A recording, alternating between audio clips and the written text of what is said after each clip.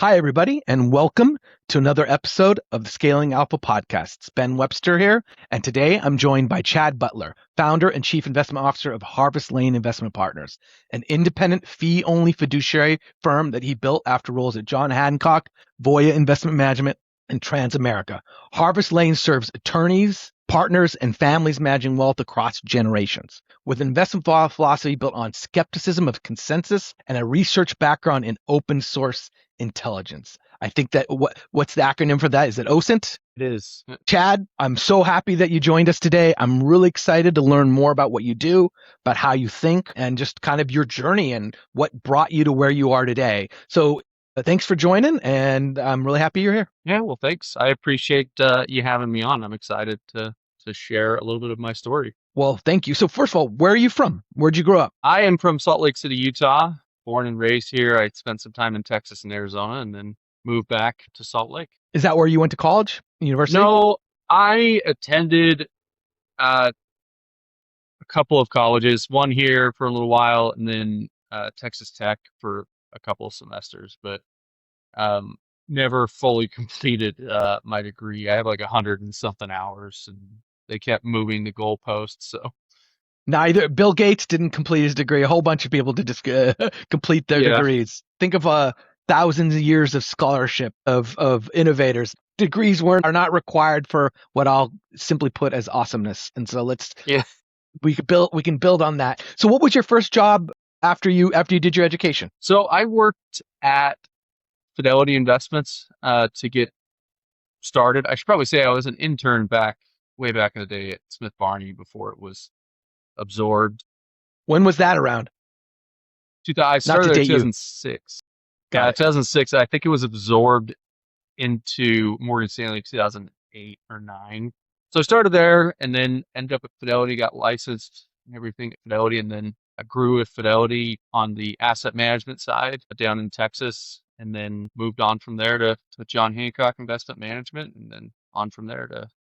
Tell us about what you did as an asset manager at Fidelity. So I was on the institutional distribution team. So I worked with our portfolio managers and the asset management group, representing them to different advisors, insurance companies, broker dealers around the country. That was my initial role at Fidelity. And then later at John Hancock, it was a similar, but it was focusing on the central United States in terms of distribution partners. And then later at Voya, I focused regionally, but then defined contribution investment only institutional mandates on the Western United States. So kind of a broad distribution background, but behind the scenes, I have no hobbies. So other than research and stock research and market research, capital market and history, I mean, it just goes on. That's what I do for fun. So it's kind of an addiction that has led to where I am today and finally making the jump after all these years to managing money after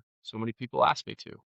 So here you are, you're distributing the product of other investment managers, who create their own funds, what have you, right? And then in the background, you're pursuing your private passion. Tell me what you learned. So by way of a little bit of background, I spent many years in capital markets raising money for hedge funds, private equity funds, right after the 2008 crisis into distressed debt at real estate investment funds, right? So you learn a lot. I'm probably represented 70, 80 clients over the course of that portion of my career, and you learn a lot about how other people manage money and about how other people make decisions.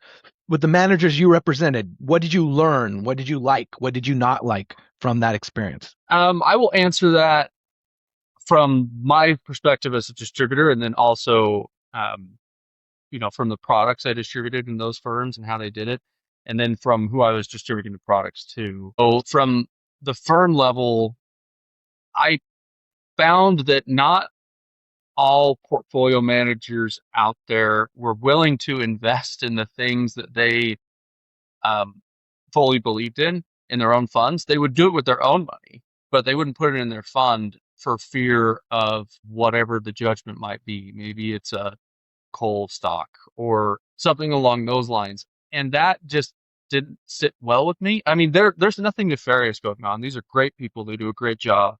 It's just, I feel like the industry has handcuffed them a little bit to, if you do this and it goes wrong, it's your job. And so they're not willing to do what they really feel. And so there's not as many people out there that function as a true active manager when you're under those big brands. Those big brands have a lot to lose, and they are more focused on keeping AUM, even if returns are average, versus growing AUM, pursuing alpha, or putting their best ideas in the fund. And I'm not saying they don't. Again, I've ran into some that they own things outside the fund that if you own it in your own money, it should be in the fund if it fits the mandate. It just doesn't Was make a lot sense of why this it having wasn't. to do with ESG and sustainable investing? No. Yep. But just A lot of by it way was of ESG. by way of background, the origins of this company was an ESG data company. I fell out of love with it for a lot of the reasons that you're talking about. In a lot of ways, it was kind of, how do I say it? It was a lot of it was marketing. I feel a lot of it was appearance of doing what's right for the environment and the right for society without actually questioning whether you were doing what's right for society. So we'll leave it at that. I'll just say, Perception. Yeah. like, a 30-second aside, is I was once in a meeting with a whole bunch of European regulators, and they were discussing current ESG disclosure regulations. And one of the topics that came up was nuclear energy. All the regulators said, because this was like behind closed doors type of discussion, that nuclear was the right thing from a clean energy perspective. It was by far the best available option. But none of them were willing to put that into the regulation, that nuclear energy was a positive, sustainable thing, because of fear of the backlash of their constituents. So there's a lot of bureaucracy, a lot of appearances. So I actually fell out of love in ESG, not the goals of what ESG were. I think that has an effect on portfolios, like in your situation. But I think that same lesson of ESG goes a long way towards a lot of other things that these big shops probably have restrictions on what a manager can do or can't do in their portfolios. I'll leave that part to you. Sorry Yeah. for that I aside. mean, no, I will second what you just said. I mean, I don't think the criteria was very well defined. And then to your point, the big shops, just whoever they are, whether the manager wasn't willing to take the risk themselves or whether it was the firm. But, in private discussions, I would find out that there's some of these, the best idea that I have or the thing I own. And I'm like, that's not in your funds. Like, it was just kind of crazy to me to think. But then on the flip side of that, when I looked at the portfolios of the advisors and that I was distributing products to, there is, again, nothing nefarious going on. I just think that the industry has gravitated towards keep things average, and that way you can grow. You won't lose clients. Yep. You Don't can rock the easily boat. don't rock the boat. You can point to the market. The market did this. Oh, why is your performance down? Well, the market's down. And I'm not saying that that you shouldn't be up when the market's down. I'm just saying that their goal was less focused on, in my personal opinion, portfolio management and more of a, let's buy this off the shelf 5 product index fund and just, we don't have to look at it because it's all done for me. And there's, you know what, to their credit, it's worked for 16 years, but we've been in a secular bull market. I was just going to say, secular bull market creates a Yeah, lot of winners with that strategy. exactly. And, I listened to a podcast. There was a guy who was talking about the business of travel baseball. And he's like, the dad was like he was a coach. He's like, the only guys that I knew that were constantly traveling with their kids were private wealth managers. And I'm like, yeah, they were constantly traveling because they own 6 index funds, and they're not doing that. Again, I'm painting with a broad brush here, but I don't feel Yeah. like there was a lot of research or anything being done. It just Yep. didn't sit right with me. Anyways, that's So my background. you're distributing products, and you said you had this private passion for investing and learning about investing that you were pursuing. You mentioned, and I mentioned earlier as well, but open source intelligence, OSINT, and private investigation. Seem like separate threads, but it looks like they've kind of intertwined and came together. Tell me about I don't want to know where you're at it with now. Where did you discover both these things, a passion for these things, and how did they both end up intersecting with investing? And thank you, Ben. I think you can appreciate this with what you're building, by the way. It's Yeah. at the end of the day, you got to dig deeper than what's on the surface. I think that's the most important way to look at it. I was a private investigator for a period of time, nothing big. I was working for insurance companies doing investigative work here in Utah. And it's, I'll tell you, surveillance is not the most glamorous job, sitting in a car for 12 hours a day. Mm. But what I will tell you is it led to me, I don't want to say having a skepticism of what I see, but wanting to verify or look towards what might be changing or hidden. And that's what kind of led me down the OSINT training, because it's not surface level research that you're looking for. As an example, and I wrote an insights piece on this, but I was curious about these private equity owned insurers.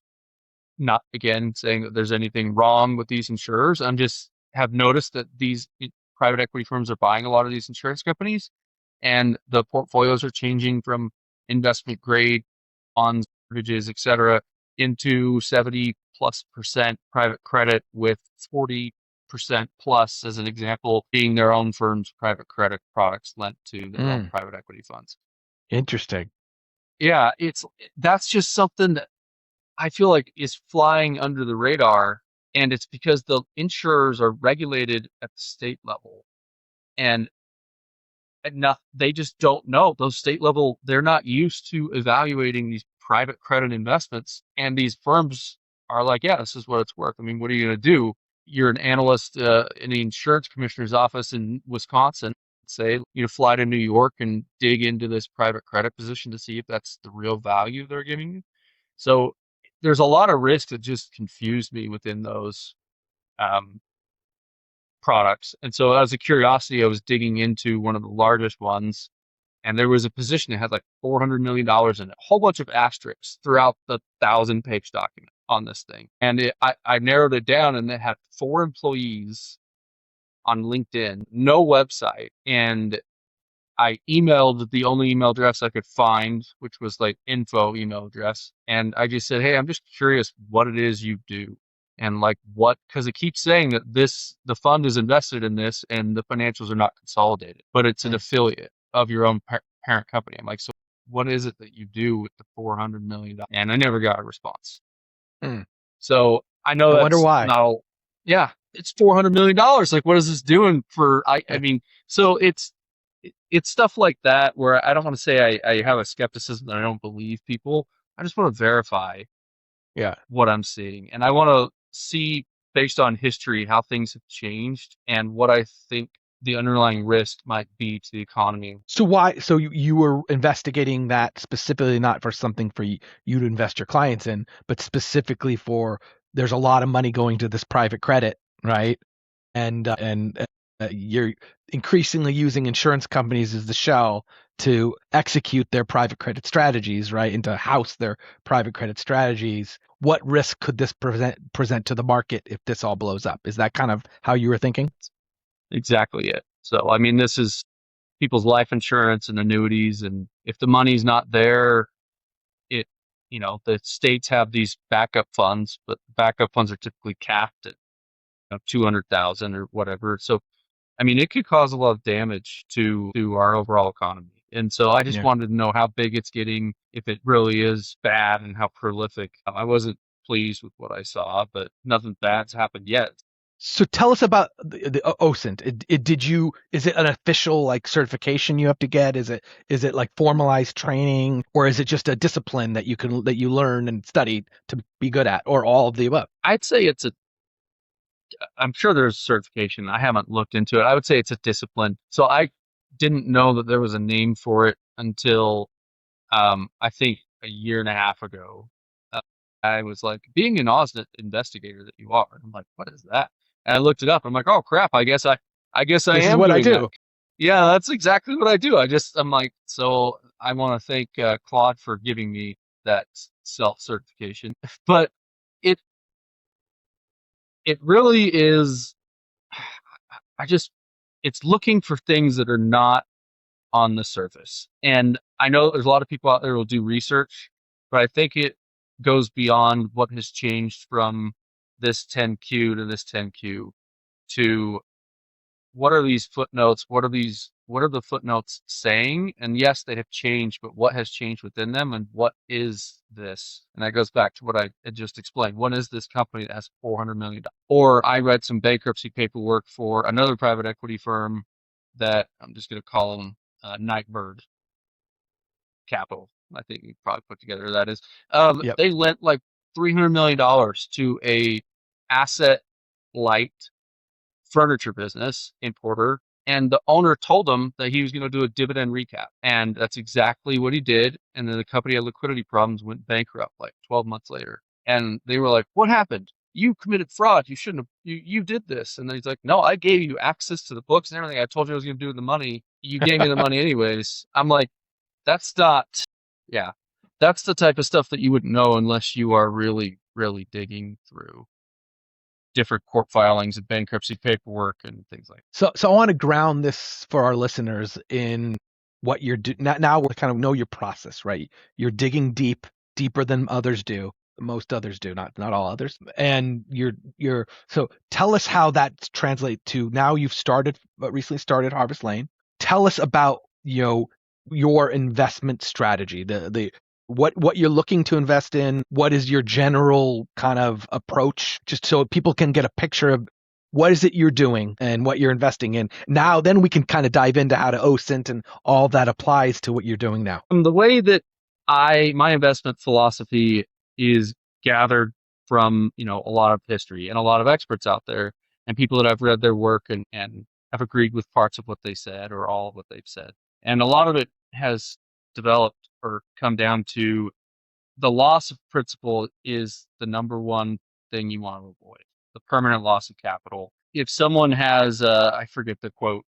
In fact, I think I have it in front of me. An investor compounding at 16% for 10 years ends up ahead as one who earns 20% for 9 years and loses 15% in the 10th year. You don't need to chase the 20%. You don't need to chase the 15%. If the market's going to give you 15 and you do 10, you're going to do better and your client's going to have a better experience. And not only that, I took it a step further and started thinking about generational wealth. They don't need to be concerned with, are they going to get 11%? Are they invested in the highest growth, whatever it is? They just want to keep their money and stay rich regardless of what happens. And that's kind of what grounded my thinking in the way that I invest. And so I have a core portfolio that I call the Fuggerei because it's the oldest public housing project in the world that I has remember survived. we're talking about this in our first conversation. Yeah, it's if your listeners out there, if you haven't looked it up, in Germany, it's been around since 1521. It's fascinating.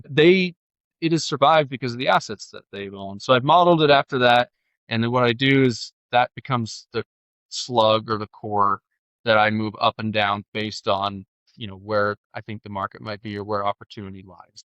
So you're investing primarily in equities. Is that true? No, I would say it is built around equities, but real assets, gold bullion, silver bullion, different dollar denominated bonds, international currency. So from true multi-strategy, yeah, or asset class approach. Yeah. And for the kind of the equity sleeves, are you running long only? Are you doing long short? Take us through kind of how you're looking at structuring a portfolio with that equity and across those asset classes. Yeah, so the equity in the core is going to be pretty broad. Think of it as just broad beta. I'm not trying to take big bets. The excess or the plus category is what I'm doing the research on that you're talking about. And what Got I'm it. looking for there is I'm taking small bets on opportunistic growth innovation companies that are trading at a discount to what I believe is their intangible value. And those are typically long focus. There's a reason that we own them and we know why we own them. And then they're more of your broad-based, large value, around forever dividend payers is a portion of the portfolio.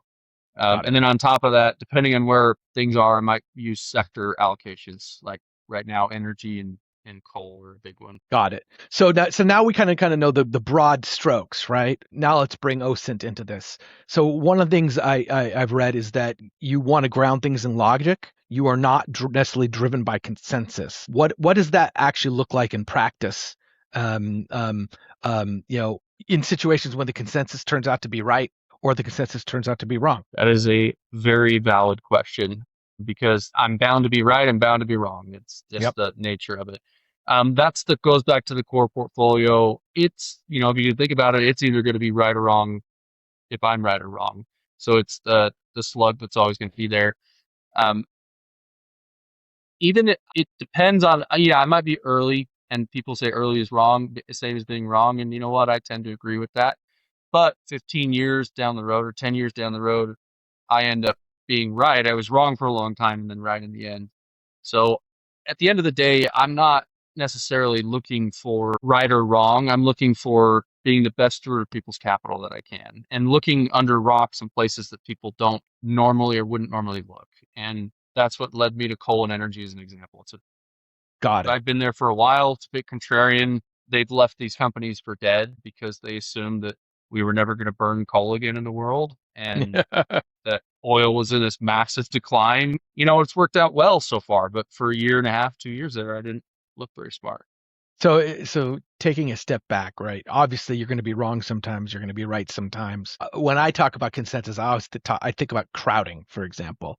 Well, there's definitely crowding risk where everyone's investing in this way. They're driving up the market, and if you stay away from what everyone's driving up, you may not look as attractive to other people. So you're trying it from, kind of reading between the lines, right? You're not caring about any of that. You're just focused on making sure each stock you're investing in that you have a thesis that you are fundamentally fully behind, right?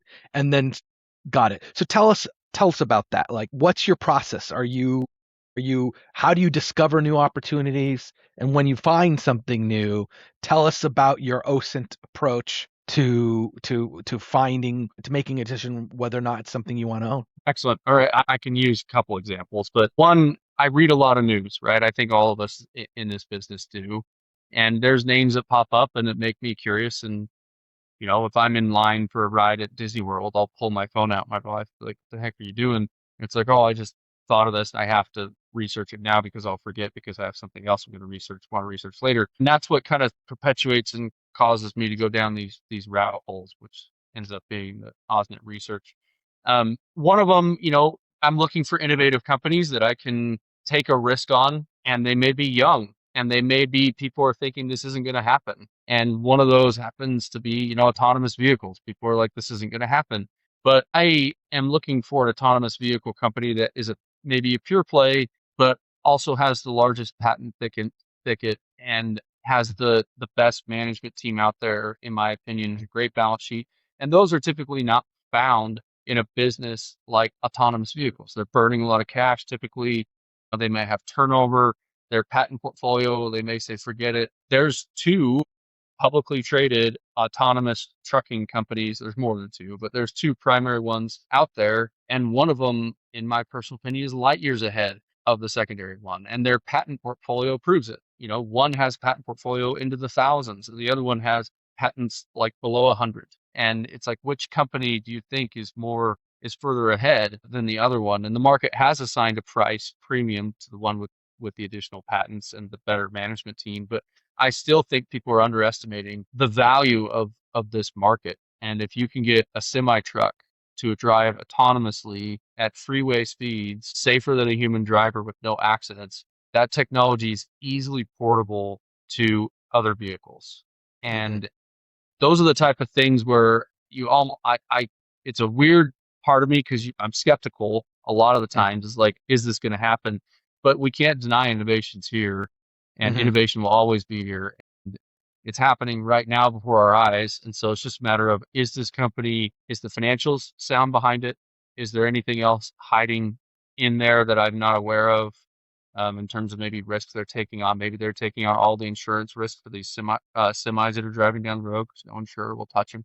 Whatever it Mm-hmm. may be, that's what takes me down the rabbit hole before I will invest clients' money into something like Understood. that. Makes a lot of sense. So you're looking, I'm sure, at each situation somewhat differently, but trying to find what you feel are the drivers of success or the landmines that could blow up in your face to prevent that success. And you're essentially trying to unpeel the layers of the onion as far as it can go to isolate those drivers so I'm sure you're looking for companies with innovation. And then you also mentioned on the other side, you're looking at the blue chips. You're looking at the other end of the spectrum to create maybe positions that are going to be, your word, my words, not your words, maybe more predictable, a little potentially less risky, right? But I've also read things about, from you about, you said about target date funds, right? And 4.8 billion, trillion, excuse me, in assets that are buying into maybe 7 or 8 largest stocks, but I'm sure there's a pretty good representation of other wide range of other blue chips within those. So how do you invest in blue chips that could avoid, and maybe again, I'm just extrapolating from what we're talking about, can avoid those bombs that you're trying to avoid, right? Yeah. Thank you for that, by the way. The target date industries be a whole other conversation because I think there's a lot of what I talked about earlier about firms that we're just going to maintain assets. We don't want to take risks that are going to potentially cause us to lose, and we don't want to be sued, et cetera. So, Yep. to answer your question, all companies eventually hit a stumbling and or whatever you want to say. And there's a turnaround time frame. It's just a matter of, are they distressed enough that they aren't going to make it through? In which case, what are their bonds trading at? What are the bonds conditions? Or is it strong enough? Is it a blue chip name that happens to just be beat down because people think there's so much debt or their sales are going down or their product isn't relevant anymore, which all may be true. Maybe their sales are going down. Maybe people perceive that their product isn't relevant anymore. But I look at it as, hey, I'm able to buy a blue chip stock for 15 times earnings. And right now, those in that category are trading at 21 times earnings. So yeah, it's a 2-3 year turnaround story, but I'm getting a dividend, getting a blue chip name. It's just a matter of waiting it out and having the ability to stick it out through the But ups you're and downs.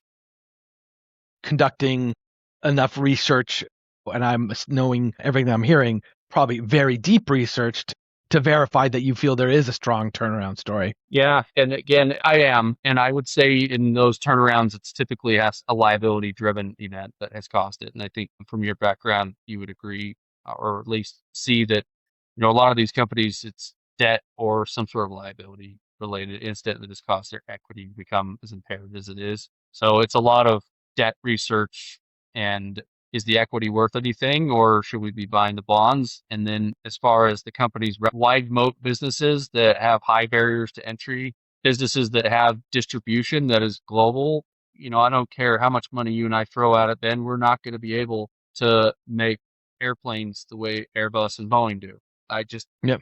I don't believe in our skills, Ben, that we could put it together and be able to build airplanes the My way that cousin they is do. So, Elon. No, I'm just, it's a yeah, joke. exactly. Well, Well, in I that could case, I we could bring call in. him up. No, just kidding. Yeah. But, those are the type of things that you take a risk on.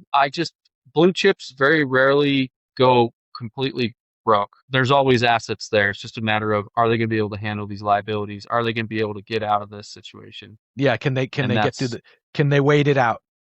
exactly, Like there was this exactly. hedge fund, though not a blue chip. There was this hedge fund. I forget the name that recently blew up. Like a Oh, huge hedge fund. Yeah, yeah. And he like literally, if he could have got through that day, the margin call would have been fine. it would have been One fine. day, the next day, everything rebounded that he was investing in. That's a Ken Griffin was ecstatic about that. Yes. I'll Yeah, tell yeah, you yeah, that. yeah, yeah, Yeah. yeah. And so it's a lot of it's about timing, right? And obviously for these stories, you have these blue chips. If if the time to turn around is longer than the time it takes to work through that debt, Yep. you gotta work to figure that out. Well, so I get a good idea of what you're doing now and how you're doing it. Let's talk about who you serve. From my understanding, you're serving attorneys, partners, people managing, irregular deferred income. Tell us about the people you're servicing, and tell us about, about how your services match the market you're trying to serve or you're So serving. I will, yeah, let me say, and you said at the beginning, I'm a newer firm. I have some clients, but I also have people that I just mesh well with, and a lot of it has to do with the way that I manage money. That in terms of family wealth, is kind of how my investment strategy is tailored towards. Generational, we're going to keep you rich regardless of, theoretically, regardless of what happens in the economy, inflation, deflation. And that appeals to some people that are skeptical of the market, and well, that may be a fit for them. And maybe you and I would say it's too conservative or what it is, but I would rather have them in the market getting whatever it is versus being in cash or not investing. So the attorneys happens to be a market from a demographic perspective. So I study demographics, goes back to the research. I like to know how many people there are, how many people are in X career, how many people are going to college for this career, what is happening. I'm specifically targeting attorneys because of the shortage of attorneys that is already here that people aren't aware of, and how much worse it's going to get. And so their pay is going to go up.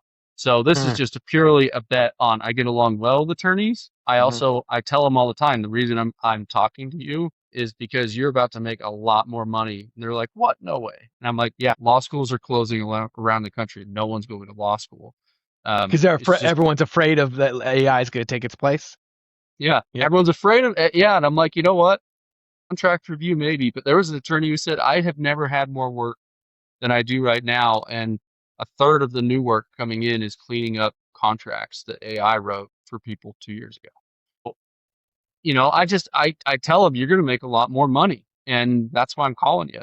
And they Yeah. laugh, and I'm like, no, I'm serious. And they're an underserved part of the market, I feel, from getting financial advice, because financial advisors are generally referring people to attorneys for estate planning work, but they're never really asking them, hey, who is managing your money? It's a unique market that I'm tailored towards. I get along well with them, and they're going to make a lot of money, and I can help them with their lumpy distributions and partner buy-ins and things like that pop up that are different than most.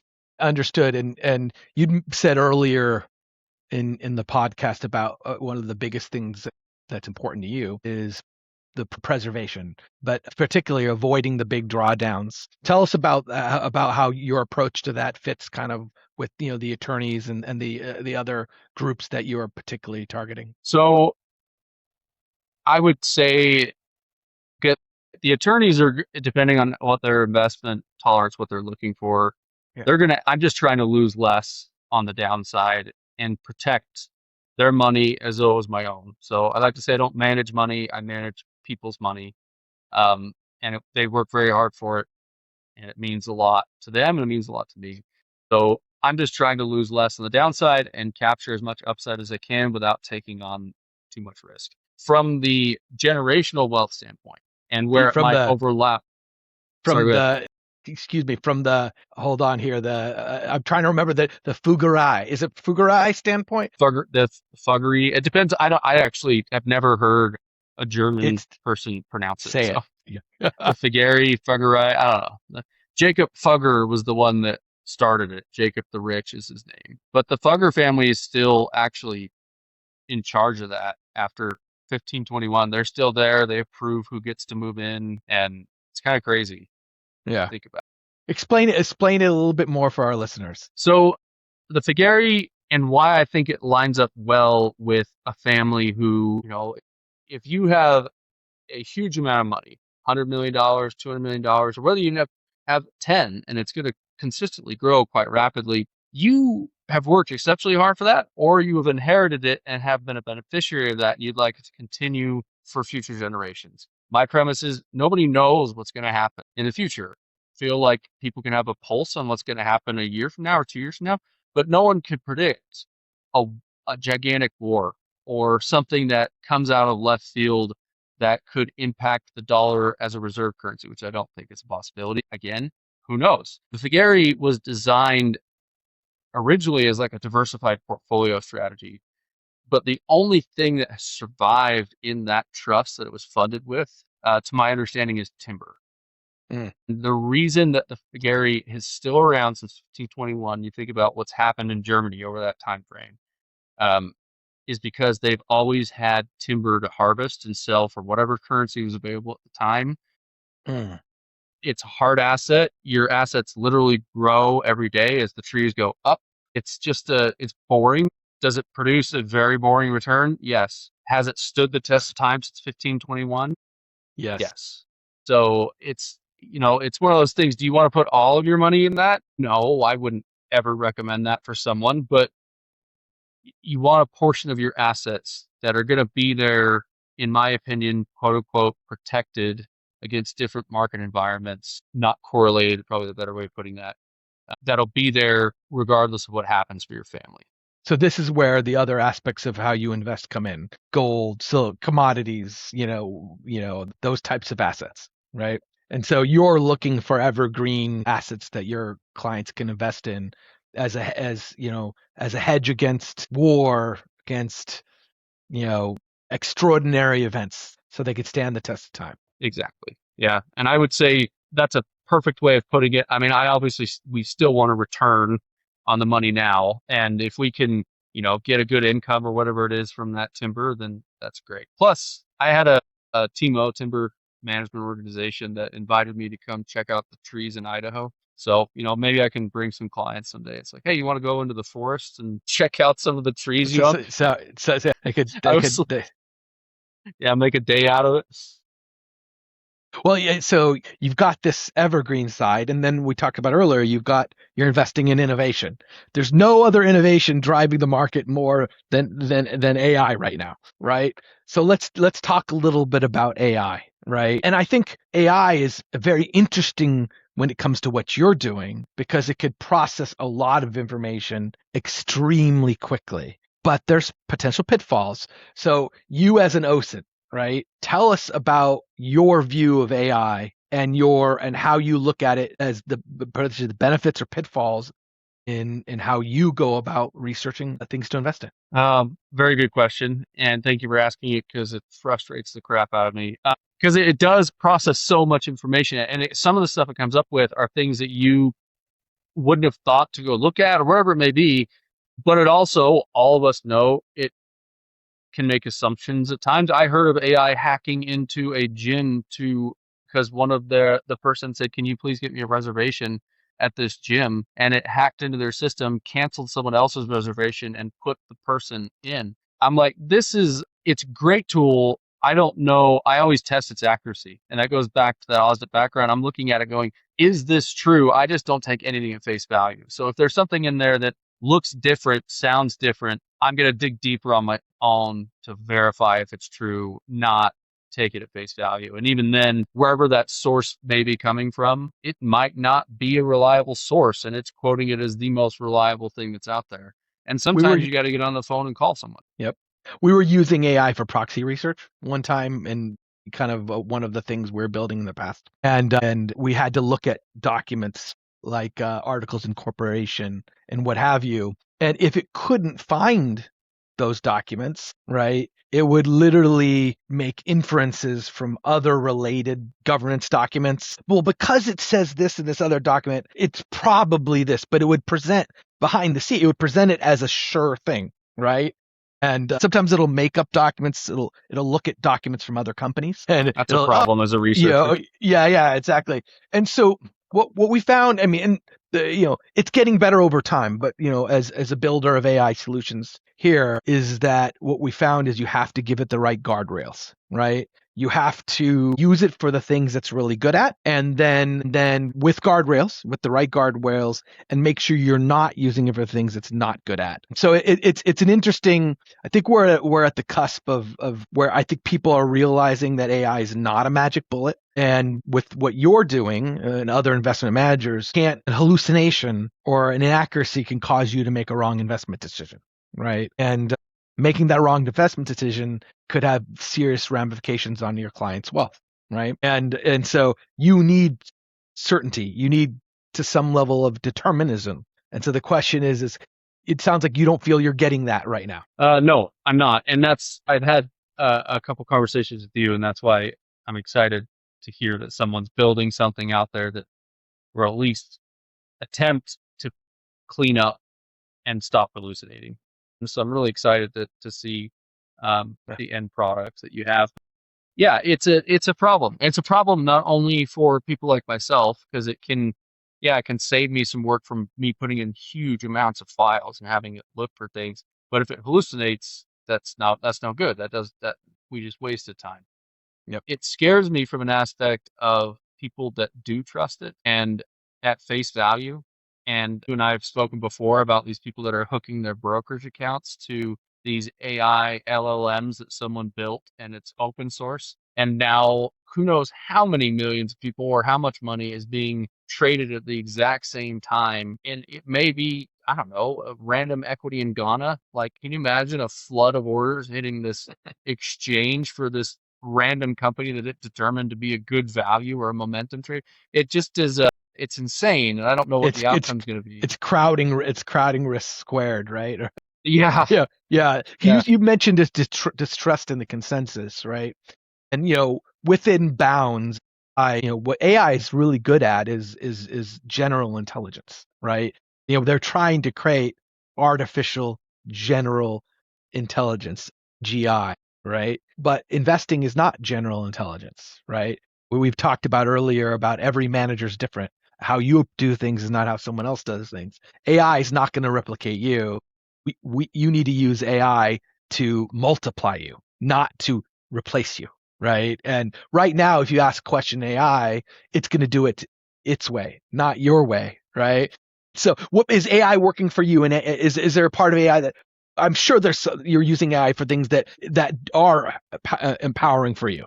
Tell us about those. I use it for a lot of data processing. I use it for a lot of risk processing after I verified a program that spits out the right numbers so I can run models through Monte Carlo simulations whenever I want. But from a pure new research or just OSINT or research perspective in Investigative general, research. Yep. yeah, I use it for pulling up those bankruptcy docs that we mentioned earlier, or has this particular private equity fund invested in a company that's now in bankruptcy? Can you find a Chapter 11 filing, et cetera? I use it to pull Qs, S1s, Form 4s, things like that, and I have it run automatically, so it can do a massive amount of work in the background, sifting through all of this data that gets filed continuously and is never ending and can present it to me and say, hey, take a look at this. And then it's up to me to determine if it's useful or correct or not. But it